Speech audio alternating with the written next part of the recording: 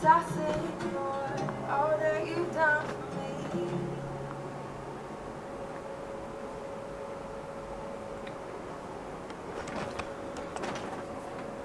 man.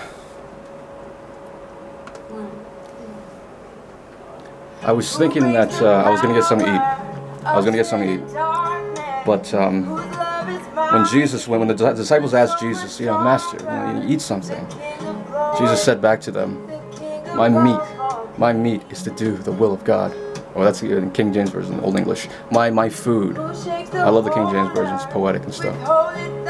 Best, most beautiful poetry in the world is King James Version. Better than any Shakespeare, ridiculous drama, love story, some ridiculous childish love story, all this. But there's meaning there too. You can definitely get some very wise wisdom from worldly things. You can. But anyway, why do that? They get it from God anyway, secondhand. From the Bible, secondhand. So much is ripped off from the Bible, I'm telling you. And they use it to their advantage. So why not we?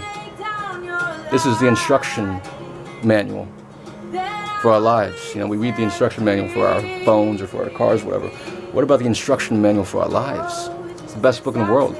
I hear it's a bestseller too. Except no one reads it. They make it look pretty though. They put it on the altar, or they make it used as a doorstop, and dependent.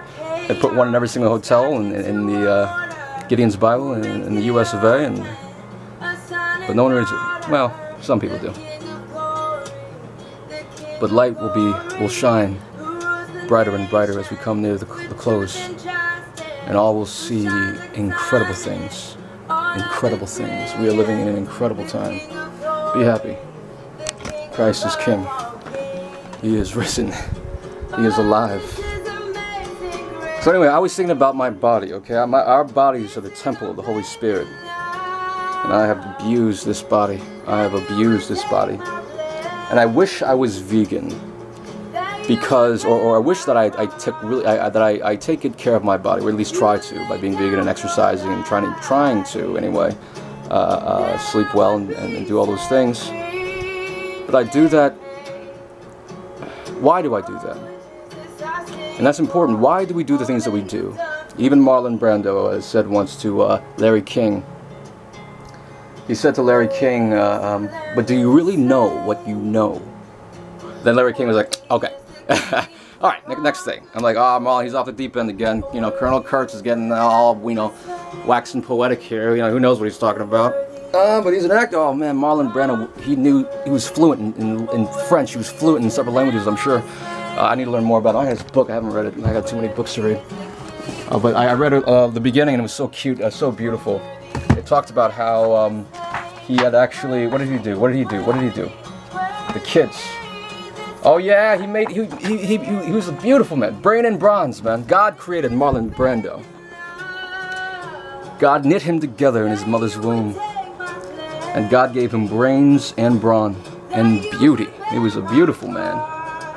Near the end, he was a little less beautiful, but he suffered terrible tragedy. His son. Well, I'll tell you some other time. So, oh yeah, the thing I read so far was that he would nurse dead birds and stuff. He suffered, apparently alcoholic, abuse, father, stuff like that. Abusive father, alcoholic. But the bird, he would nurse, sick birds and cats and stuff. He had a heart of gold, and he would be friends with the more plain-looking girls, according to society's standard, anyway, at the time. The girls who were uncool or unliked, he would smile and he would play with them. He would be friends with them and make them something like that. Anyway, God created Marlon Brando. Very beautiful. He made him very beautiful. Brains and brawn.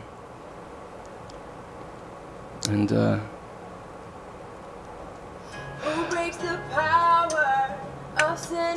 gonna stop.